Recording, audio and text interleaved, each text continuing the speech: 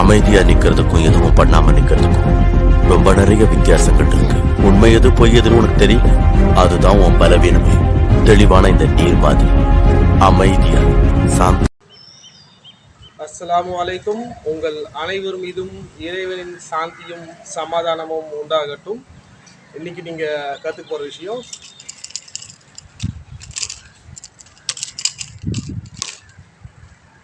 இவ்வளோதான். தொடர்ந்து வீடியோ பார்த்தவங்களுக்கு இது இப்போ நான் என்ன செஞ்சுருக்கேன்றது தெளிவாக புரிஞ்சிருக்குன்னு நம்புகிறேன்.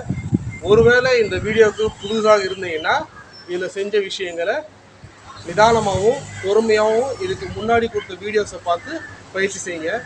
இந்த வீடியோவில் என்ன செஞ்ச விஷயத்த நான் விளக்கமாக சொல்கிறேன். பாதுகாப்பான பயிற்சி மிக மிக அவசியம். இந்த ரொட்டேட் 1 2 3 4 5 6 7 8 9 10 இப்படி பொதுவாக நம்ம பயிற்சி செய்வோம். அதே என்ன பண்ண போகிறோம், 1 2 சரி பாருங்க, 1 2 இந்த கேட்ச் பண்ண போகிறோம்.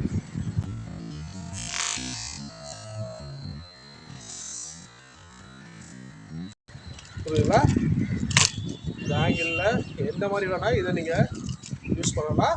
1 2 3 கேட்ச் பண்ணிவிட்டு 4 இப்படி இறக்க போகிறீங்க. அதாவது ஃப்ரீயாக ஹேண்டை இப்படி விட்டுற போகிறீங்க. சரிங்களா?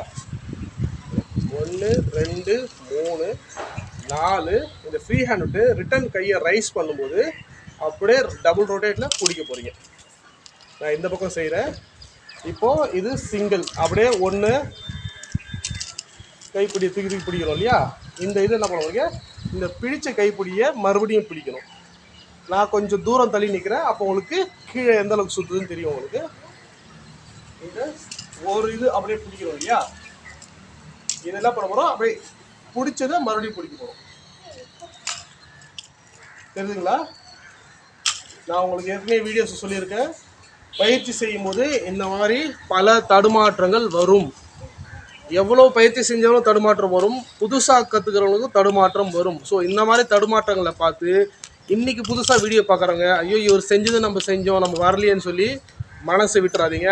தொடர்ந்து பயிற்சி செய்யுங்க. உங்களாலையும் யாரெல்லாம் இதை முயற்சி செய்து பயிற்சி செய்கிறோம் அவங்க எல்லாராலையுமே இது செய்ய முடியும். முதல்ல இது மாதிரி 1 போட்டு பழகிக்குங்க. அதுக்கப்புறம் ரொம்ப சுலபம். இதை மாதிரி பிடிக்க போறீங்க. நான் முன்பக்கம் செய்கிற பாருங்க. அவ்வளோதான்.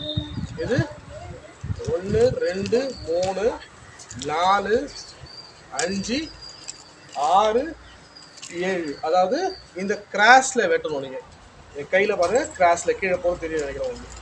இந்த பயிற்சி எல்லாமே எப்படி பண்ணுறதுன்னு சொல்லி இதுக்கு முன்னாடி இந்த வீடியோஸில் நான் கொடுத்துருக்கேன். இந்த பயிற்சியை 2 கைகளையும் செய்யுங்க. நான் மறுபடியும் சொல்கிறேன். 1 2 3 கேட்ச். 4வது கீழே இறக்குறீங்க. 5வது கையை இப்படி மேலே கொண்டு வரீங்க இல்லையா? இப்படி கொண்டு வரும்போது இப்படி பிடிக்கணும். சரிங்களா? எதை நீங்கள் தூக்கி போகிறீங்களோ அதையே மறுபடியும் பிடிக்கணும். பிடிச்சிட்டு இந்த கேட்ச். இது எப்படி செய்யணும்னு சொல்லி இதுக்கு முன்னாடி வீடியோஸ் நான் கொடுத்துருக்கேன். அதையும் பார்த்து நல்ல விதமாக பாதுகாப்பாக பயிற்சி செய்யுங்க. 1 2 3 4 5 6 7. அதாவது இந்த வாட்டம் கிராஸில் வெட்டுறீங்க பாருங்க, கைக்கு கீழே. இது எதுக்கு சொல்கிறேன்னா, இப்போ நான் இதெல்லாம் இப்போ நேராகவே நான் வெட்டலாமேன்னும் போது நீங்கள் நேராக இந்த மாதிரி தாக்குதல் பண்ணும்போது ஒருவேளை எதிரி நகர்ந்துட்டாலோ நீங்கள் எந்த பொருளை தாக்குறோன்னு நினைக்கிறீங்களோ அந்த பொருளை சரியாக அதை படலைன்னா நேராக வந்து உங்கள் முழங்கால் இந்த முட்டியில் அடிப்பட நிறைய வாய்ப்புகள் இருக்குது. இதே நீங்கள் நல்லா பயிற்சி செய்து இந்த வாட்டம் வெட்டும்போது எதிரி மீது அடி விழாமல் போனாலோ நீங்கள் குறி வைக்கக்கூடிய பொருள் அடி விழாமல் போனாலும் உங்களுக்கு எந்த விதமான பாதிப்பு இல்லாமல் கொஞ்சம் பின்பக்கம் போயிடும். நான் அதை திரும்பி நின்று செஞ்சு காட்டுறேன் பாருங்கள். 1 2 3 4 5 6 7. இப்போ நான் இந்த ரீச் கொடுக்கும்போது முதுகு பக்கம் வந்ததை கவனிச்சிருப்பீங்க. இது பாதுகாப்பாகவும் இருக்கும் உங்களுக்கு. சரிங்களா? பாதுகாப்பான பயிற்சி மிக மிக அவசியம். இந்த பயிற்சி இப்போ நான் உங்களுக்கு ஒரு கையில் தான் கொடுத்துருக்கேன். இது 2 கையிலையும் நிதானமாகவும் பாதுகாப்பாகவும் பயிற்சி செய்யுங்க. நல்லதே கற்றுக்குங்க, நல்லதே செய்யுங்க. நன்றி.